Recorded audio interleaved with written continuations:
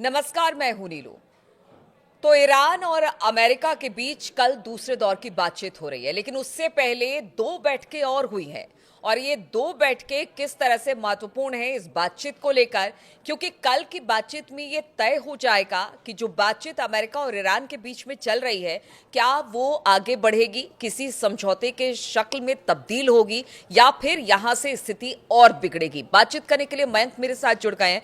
मयंक, देखिए, कल बातचीत होनी है, सबकी निगाहें इस बातचीत पर है और ये बातचीत रोम में होगी। बताया जा रहा है अमेरिका और ईरान के वहां पर पहुंचेंगे और उसके बाद बातचीत आगे बढ़ेगी। लेकिन उससे पहले दो मुलाकातें और हुई हैं। किनके किनके बीच मुलाकात हुई है, क्या कुछ इस मुलाकात के बाद निकलकर सामने आ रहा है, बताइए सर। देखिए, दूसरे शब्दों में अगर मैं कहूँ सीधा पॉइंट पे आके, तो कल ये तय हो जाएगा कि अमेरिका और ईरान के बीच जंग होगी या शांति होगी। ठीक है। कल का दिन बेहद महत्वपूर्ण है पूरे मिडिल ईस्ट के लिए। कल इस बात की एक खाका तैयार हो जाएगा, एक स्क्रिप्ट कल तैयार होने वाली है कि ईरान के साथ अमेरिका की जंग होगी या नहीं होगी। अब आपने दो बैठकों की बात की। पहली बैठक की जो बात है वो बहुत अहम है। ईरान के विदेश मंत्री अब्बास अराक्ची ने कल पुतिन से मुलाकात की है। वो मॉस्को गए और पुतिन से मुलाकात की। लेकिन इस मुलाकात को लेकर भी एक बहुत बड़ी खबर आई है कि अब्बास अराक्ची जो विदेश मंत्री हैं ईरान के, वो खामेनेई साहब का एक लेटर लेके पुतिन के पास गए हैं। अच्छा। और ये बात खुद ईरान के विदेश मंत्रालय की तरफ से कही है कि खामेनेई साहब की तरफ से एक लेटर संदेश लिखा गया है जो कि पुतिन को दिया गया है, जिसमें परमाणु डील को लेके ईरान का क्या रुख है, ये खामेनेई साहब ने मैसेज पुतिन तक साफ कर दिया है। ठीक है।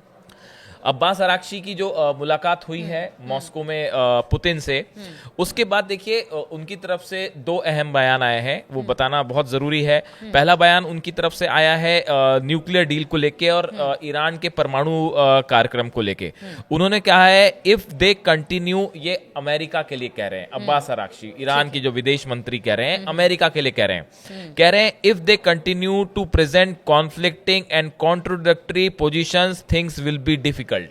अगर अमेरिका अपना स्टैंड बार बार बदलता है तो यहाँ से चीजें जो है वो ठीक नहीं होगी। और दूसरी बात उन्होंने कही है कि ईरान जो है वो किसी भी कीमत पर अपना परमाणु अधिकार कार्यक्रम चलाने का अधिकार नहीं छोड़ेगा। ठीक है। ये एक बड़ा मैसेज जो है वो ईरान की तरफ से दिया गया है कि हम परमाणु बम नहीं बना रहे, हम अपना परमाणु कार्यक्रम किसी तरह का हम नहीं चला रहे और हम उसके लिए बातचीत पे तैयार हैं। ठीक है, आगे बात बताइएगा। लेकिन यहाँ पर जब अमेरिका ने अपना स्टैंड क्लियर कर दिया, ईरान ने अपना स्टैंड क्लियर कर दिया, तो फिर कल बातचीत कैसे आगे बढ़ेगी? और दूसरी मुलाकात अभी एक और जो चीज है, हाँ। ये हो गई पहली मुलाकात।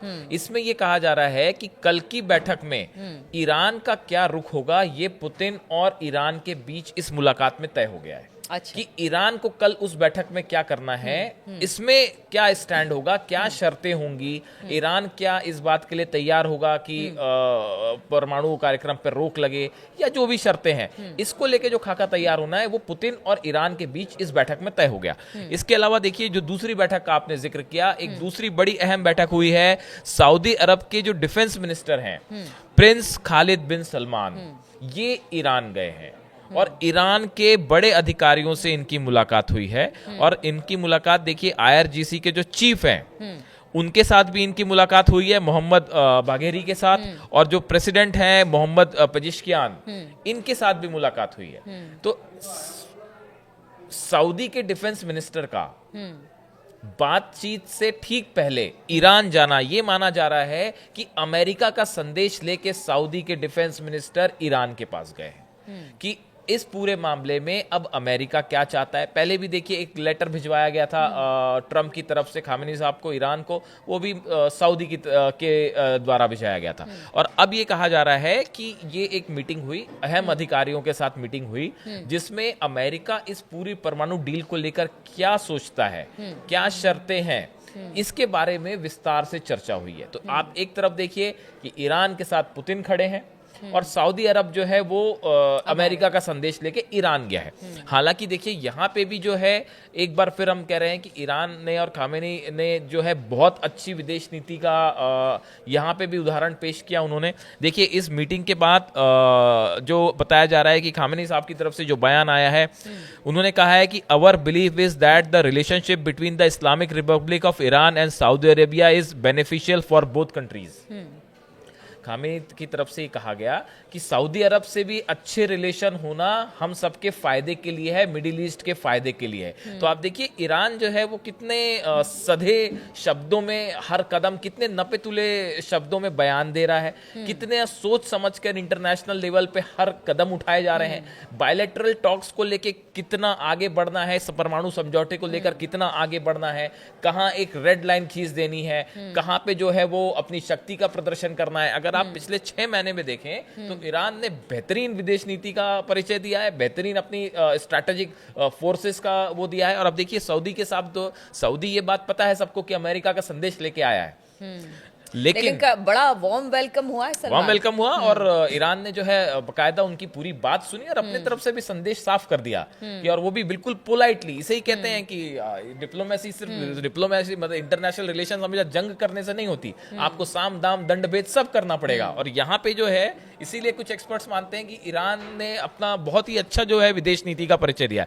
अब देखिए यहाँ पे एक बड़ी बात निकल के जो ये है कि जो आपका बड़ा सवाल था कि साहब अब इस डील में आगे क्या होगा, क्योंकि दोनों अपनी अपनी बातें तो पहले ही रखते देखिए हैं। ऐसे में क्या लगता है ट्रम्प आगे जो बढ़ेगी है, क्या? हाँ ये बहुत मुश्किल बात है, आगे बढ़ेगी या नहीं बढ़ेगी, क्योंकि ईरान जो है उसकी तरफ से एक बात साफ है कि भाई देखिए हम ना न्यूक्लियर बम बना रहे हैं, ना हम किसी तरह का अगर आपको उसके संबंधित में कोई समझौता है, बातचीत है, हम उसके लिए तैयार है, लेकिन हम जो है वो अपना न्यूक्लियर एनर्जी का जो एक राइट है, बेसिक राइट कि उससे हमें बिजली बनानी है, अपने कारखाने चलाने हैं, वो हम छोड़ने के लिए तैयार नहीं। ये स्टैंड ईरान का इस समय है।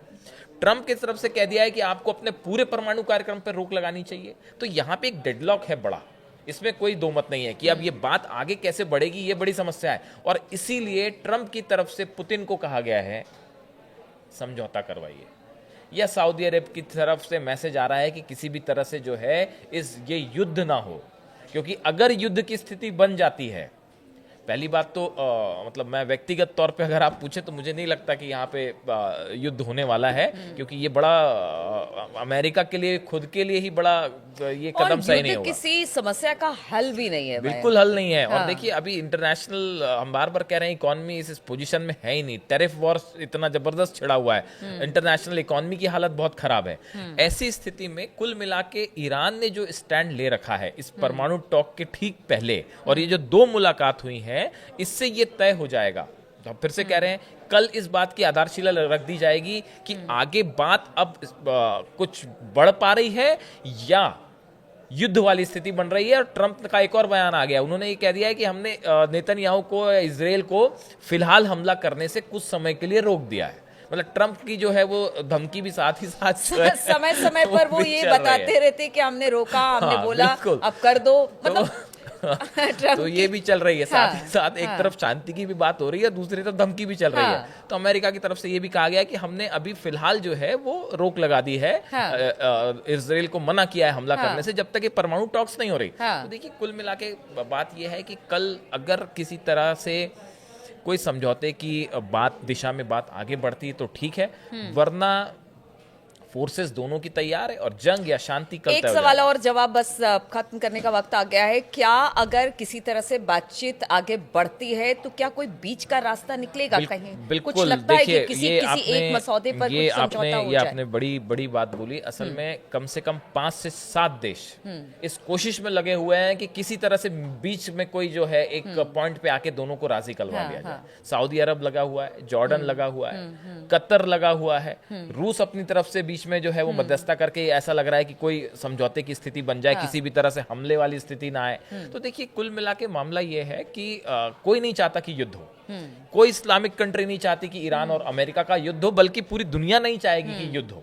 नेतन्याहू क्या चाहते हैं वो एक अलग बात है, लेकिन इस हालत में अब देखिए ये बड़ी, और देखिए तनाव की स्थिति में भी कोई देश कह सकते हैं ना कि अब चैन से नहीं बैठ सकता है। बिल्कुल। तनाव भी अगर दोनों देशों के बीच में बना रहेगा तो वो भी चैन की बात ना वहां के आवाम के लिए ना वहां की तरक्की के लिए ठीक है भाई। तो ऐसी स्थिति में अब देखिए कल क्या किसी मिड पॉइंट पे आके समझौता हो पाता है क्या ईरान, लेकिन इसमें बड़ी बात जहां आके फंसी हुई है वो यही है कि अब अमेरिका का ये कहना कि आपको कंप्लीटली न्यूक्लियर अपना प्रोग्राम खत्म करना पड़ेगा, उसके लिए ईरान राजी होगा या खामेनी साहब राजी होंगे, ये फिलहाल तो मेरे को नहीं होता दिख रहा है। चलिए ठीक है, इस मुलाकात पर तो हमारी नजर रहेगी, लेकिन बात अगर पुतिन की करे या फिर सऊदी अरब की करे, यानी कि रूस और सऊदी अरब की करे, तो मध्यस्थता करने की पूरी कोशिश हो रही है कल के इस समझौते में कि शायद किसी जगह पर आकर बात बन जाए, लेकिन कल तक का इंतजार करना पड़ेगा और कल भी हम इस पूरे मामले को लेकर आपके पास आएंगे, पूरी अपडेट आप तक पहुंचाते रहेंगे। फिलहाल बहुत बहुत शुक्रिया हमारे साथ जुड़ने के लिए।